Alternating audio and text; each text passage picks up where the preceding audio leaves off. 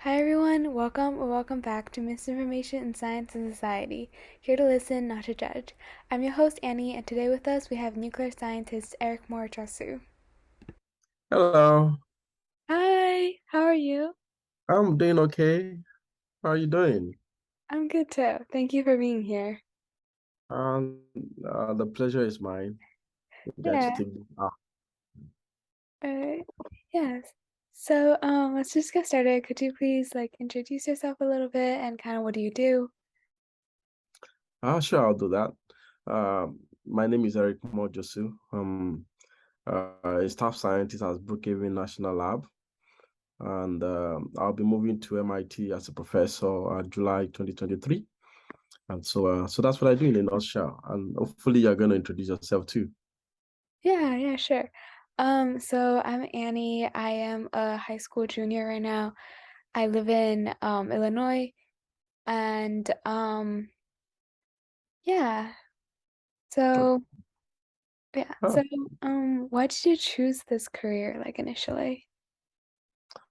oh boy. So I will say it wasn't a straight path to becoming a material scientist who develop new materials for nuclear reactors. Hmm. I started out with a bachelor's degree in chemistry, but I've always knew that I wanted to understand how things work.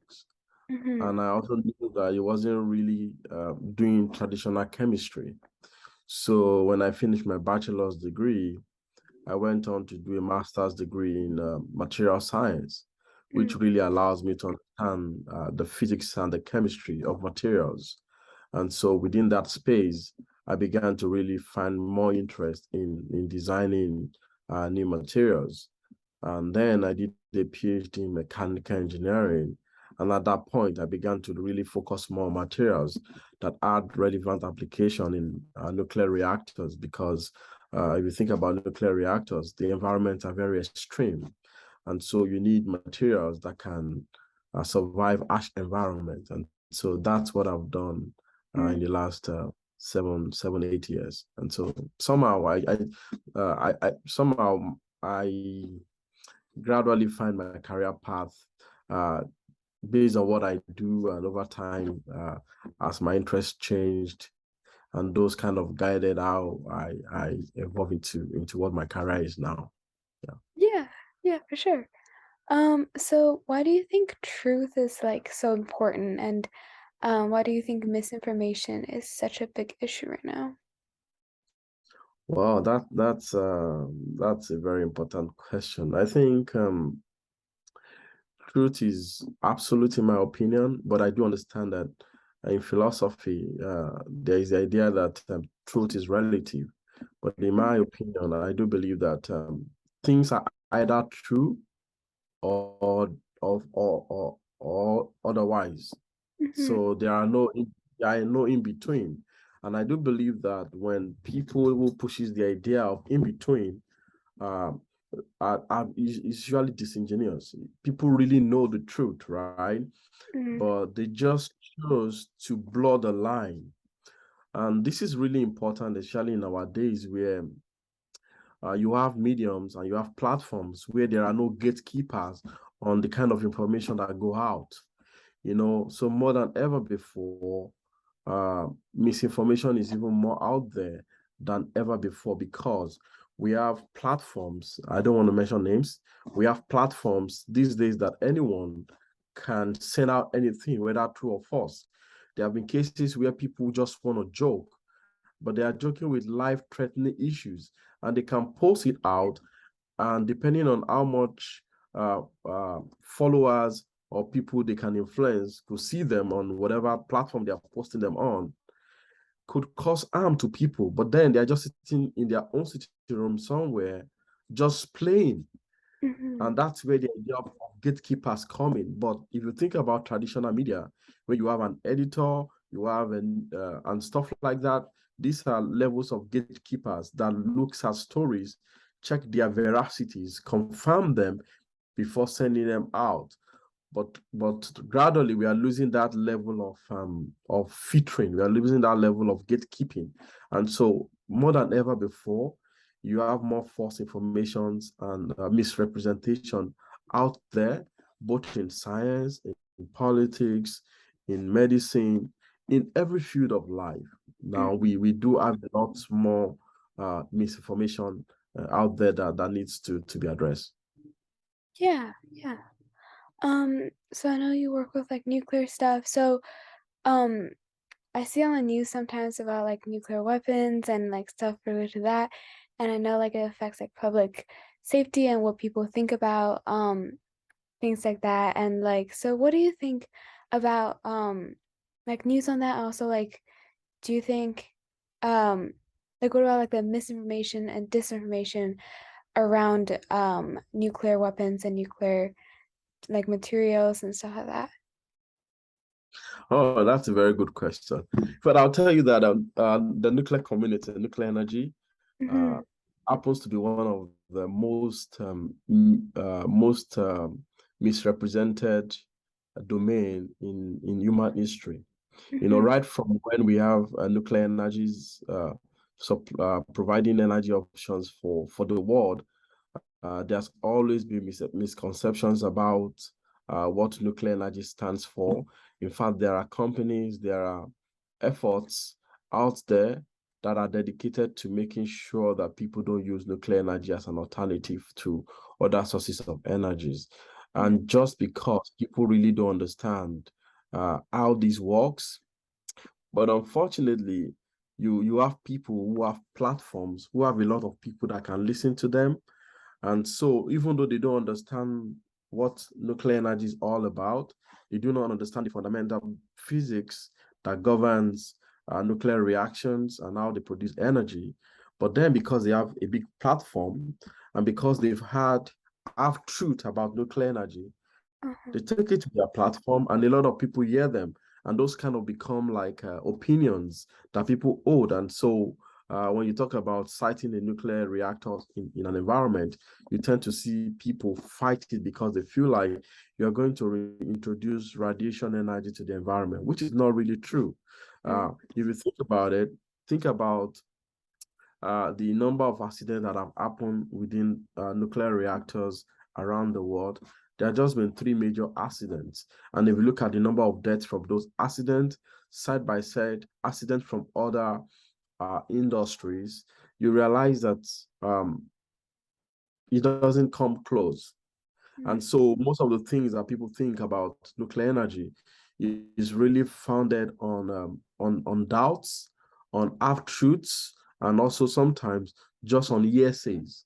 So it becomes very important to verify these stories from trusted authorities. And so I will tell people that if you hear something about nuclear energy, the least you can do is go to, for example, go to the website of for example, the American Nuclear Society. Whatever you get from there is sacrosanct. It's lots more trustworthy because it's been vetted and looked into by experts in the field. And so misconception is a big deal within the nuclear community. And one by one, we continually educate people. We talk to people about these things.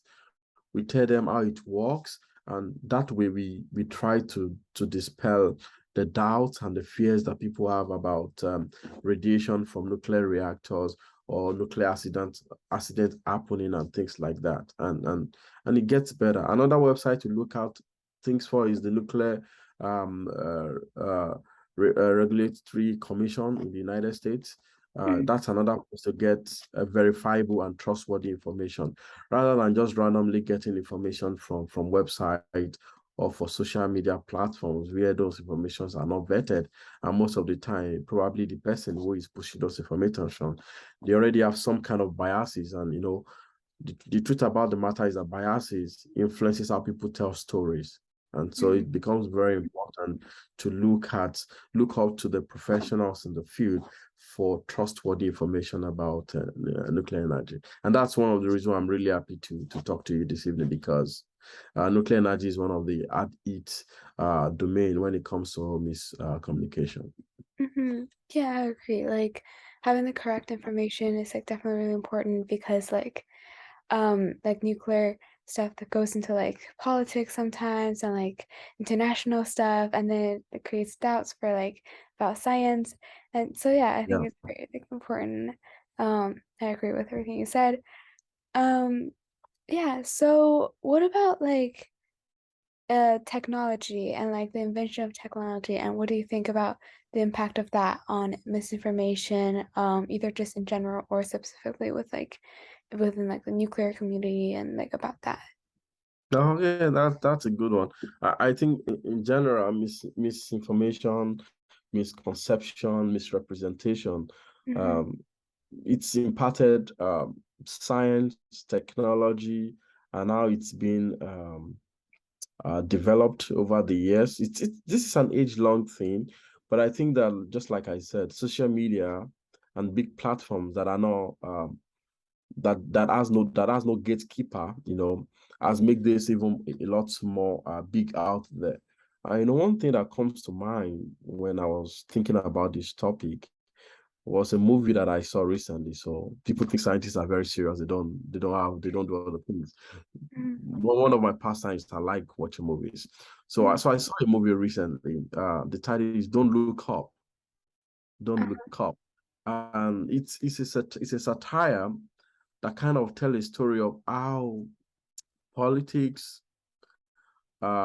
celebrities, and other very important people in the society can influence how events are related to people in the world. So here's a movie where a comet was about to hit the Earth, and two astronomers were trying to pass this information to the president in that movie, and also to help people to prepare so that they can be safe. But mhm, you can imagine that people who had vested interest in what happened, they took the story, they changed it, and what should unify the world in finding a solution for a comment hitting the world became a story that actually divided the world because people were saying different things from what the experts were saying you know. And mhm, so it's the same thing that has happened to how technology is perceived and how technology is developed. It's sometimes big interest in from big places has come to influence how technology is being developed and what is truly focused on or what is truly important for the survival of the world. And one of those key things that I believe that has shaped how we do technology today is the idea of climate change. And and trust me, there are people who don't believe in climate change. mhm, And those people, they also they push their own agenda and try to find and try to find reason why we shouldn't, for example, spend our efforts and funds on developing technologies that make the world cleaner, that help us to reduce the green gas effects in the world, that help us to reduce the idea of global warming. There are people who don't believe in that. And there are people who are spending all their money to make sure that no funding goes to support those kind of efforts, and that in itself shapes how we do technology. So misrepresentation, fake news is a big monster that we all need to fight. And I think it makes a lot of sense for you to be doing this kind of interview with people to just get their buy-in on what they think about how to communicate science in an effective manner. yeah, yeah, for sure. Um, so do you think there is like a best way, like I know you kind of talked about like checking uh like reputable sources and like reliable sources. What other ways do you think could help with like eliminating or avoiding or reducing misinformation? I think one of the other important ways is that I think scientists, we don't talk a lot. Mm-hmm. We communicate the science among ourselves, right?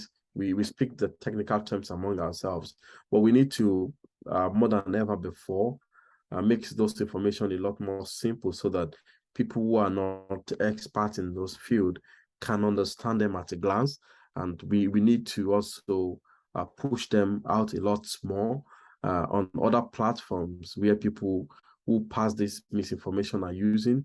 we need to also engage, right? We need to be out there more because we really represent the face of science. And so the best way to do is to be the salesman for science, right? Mhm. And talk to people more about these things. Talk to people at the dinner table. When these things come up, we shouldn't keep quiet. We should talk about it. Yeah.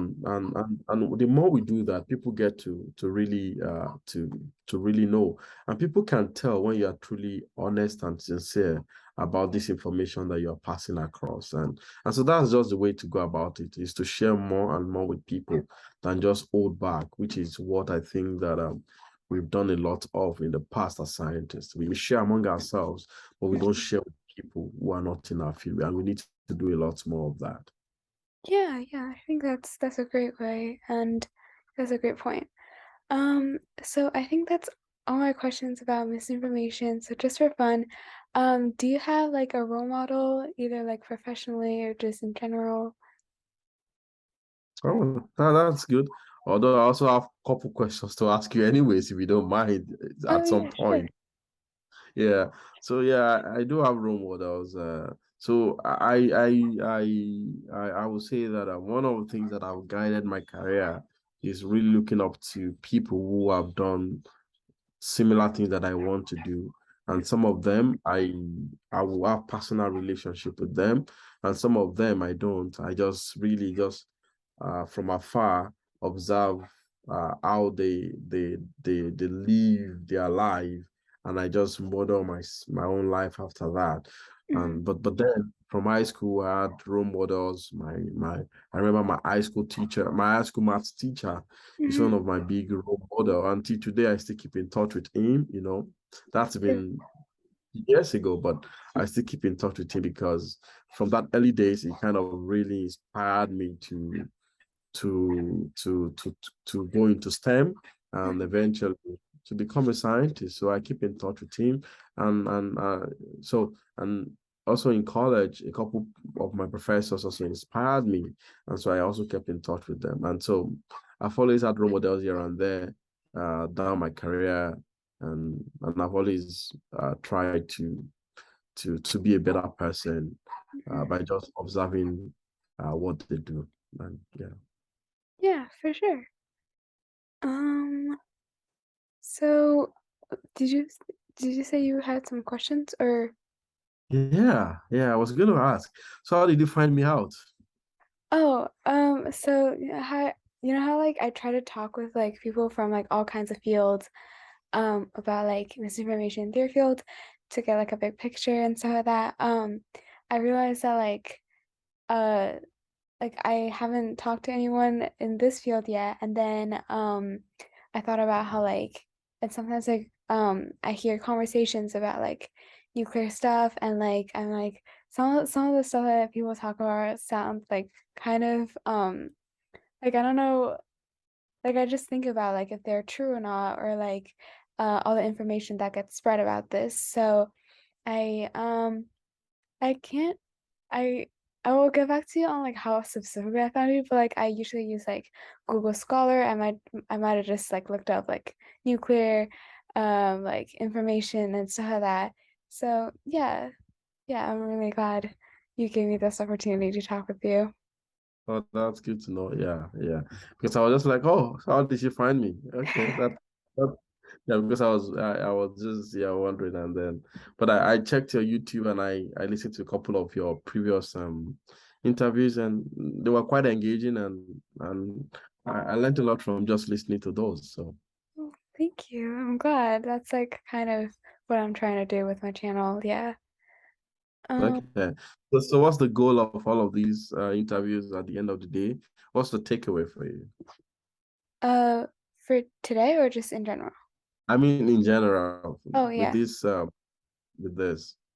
Um, I think I have a lot of takeaways, just, like, I learned by talking with people from, like, expert a lot of, like, experts and, like, people that have been working in different areas of studies, like, for a long time. I learned, like, a lot more about, like, each field, um, and that was, like, super interesting just to learn about, like, their experiences and, like, what they think about like information and information about like their field of study. And also, um, I've learned like a lot of different ways to like try to get the right to like for me to get the right information. So like by asking like what do you think is the best way to like avoid misinformation or reduce, I get to like learn that for myself and I try to implement that. So every time I look at something, I try to like critically like think. I check with sources, like as you said. Um and I try to like spread like these like learnings, I guess, with like more people by like uploading these interviews. So hopefully people will watch them and will learn something too. So yeah. That's good to know. Yeah, that's all it takes. It just takes changing one person at a time, you know. Hmm. Uh that's all it takes. You never know who gets to listen to this video 1 year from now, 2, 3 years from now, and that could change how we perceive things like nuclear energy, how we perceive things like what the coronavirus truly is, you Hmm. know, that's really important across all demographies. And one thing I do realize is that um, we think that this is all adult stuff in quote, but even the little kids, the teenagers, um, the the young adults, the older folks, everybody needs someone that can reach them, right? Hmm. And that's really important. And how do I know this? In the middle of the pandemic, Uh-huh. uh, I think schools were just trying to get people to come back. And my daughter had gone to school, and then she came back, and she told us that, by the way, she was 6 years old at that time. Someone in her class had told her that the virus came from a specific country, Hmm. and that country had pushed the virus into the world. And so I said, "Oh, where did you hear this from?" Oh, she said, "Oh, this person told me this in my school. Another kid told her in school." Hmm. So we said, "Oh no, don't think like that. That's not true, because obviously there were no scientific basis for those information, and so Yeah. we had to explain to her better that this is not true because there are no sources, verifiable sources to prove those information." And she said, "Okay." I said, "So when you go back to school, go tell your friend that this is what your daddy said, because there are no sources for them." And Hmm. so when I began to think about that, I realized that you imagine that if a little kid truly knows what the truth is, that child can spread the truth to our own mates, right? If the teenager knows the truth, they can spread the truth to their own mate. If the adults and older folks knows the truth, they spread the truth to their own mate, because in reality, how we pass information is really influenced by our demographics. Hmm. If we are from different generation, how we pass information across is very, very different, right? Yeah. So if a Gen Z is trying to pass an information to a millennial, there might be miscommunication because they come from different generations, right? Hmm. It takes someone from the same generation to probably pass information across to that generation more properly. And that's why we need to have these demographic defined types information passing models. And I find this, that's why I find this very, very useful. Yeah, yeah. I think that's a good point. Like, I think that's also how like incorrect information spreads. So like it's important to like also like do the same with the correct information and I think yeah, I think that's a really good point. Yeah. Oh, Yeah. um, Yeah. So, yeah. So, do you have any? so where are you talking from? Okay, go ahead. I shouldn't talk over you. Sorry. Oh no, no, you're good. Do you have anything else to? Yeah. So where are you talking from? So Oh, I'm in I New live. York, actually on Long Island. Oh, I live in Illinois, like Oh. near Chicago. Yeah. Oh, okay, nice. So I used to come to Lemont. Lemont is like 45 minutes away from Chicago. So Mhm. that's where you have the Argonne National Lab and you have the Advanced Photon Source. So usually I come there to do experiments. And so I was there like I think twice this year, early this year. So I come to Chicago a couple times. Yeah. Yeah, yeah, that's very cool. Yeah. Yeah. So So, so what's next for you after high school? So are you going to take up something on science communication or something like that? uh, yeah, so I'm thinking of yeah, I'm definitely like really interested in like STEM and thinking of going to science.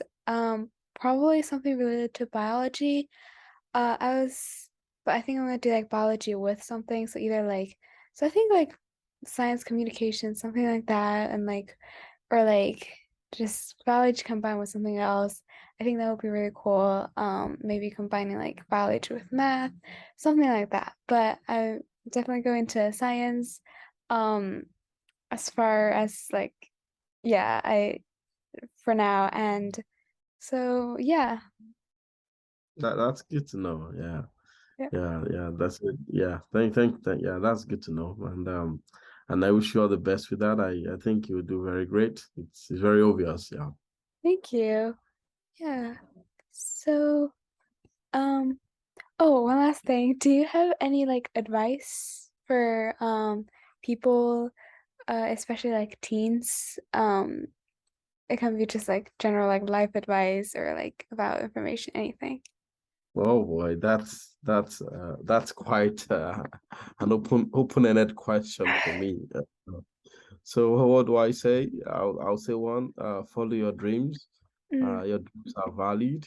Um, if you put your mind to it, it obviously can come to pass. And it's really important that what thing you have to realize is that the rest of your life is really defined by the decisions that you make. And most of those decisions that you make while you're in your teens here are even more critical because that's when you can define what you want to do with the rest of your life in terms of your career. If you and when you say career, maybe for some people, it will be okay. When I'm done with high school, I just want to go to a technical school. For some people, when they're done with high school, I'm done here. I just want to go work. For some people, they want to go to college. So you realize that the decision you make as a teen really impact the rest of your life. So I would say that it's very important to think about those very carefully at this stage of one's life. And for me, when I look back at my life when I was a teen, I think of them with fond memories because I had very wonderful childhood and teen years and so and those decisions I made them kind of really decide the career path that I've followed. And so I usually will tell young people, teens, to think about it very carefully before making those decisions. Don't rush into doing it. Think about it a little more rationally, and make informed decisions. And if you're not very sure about what to do, there's probably someone in your life that you trust who is older, who have a little more life experiences that can offer them to you to be able to make an informed decision. And sometimes what it takes is listen to one or two people and then make your choice. And I think that's what I would want to offer young people in terms of advice for career and in terms of information. Whatever you see online on any social media network, on the TV, before you believe it, interrogate it, think about it. Um, think about it very carefully before deciding if it's true or not, before running with it, because there's a lot of half truth out there. Half truth is as good as false, and so you want to think about those very carefully before you make a decision uh, based on those information that I put out there. I think that's it from me. yeah, I think it's a really good advice. Um, so if you don't have anything else to add, I think that will be it for today. All all Yeah, right. Thank you so much, honey. Been nice talking with you. thank you so much. Bye. Have a great rest of your day. All right. Bye. Bye.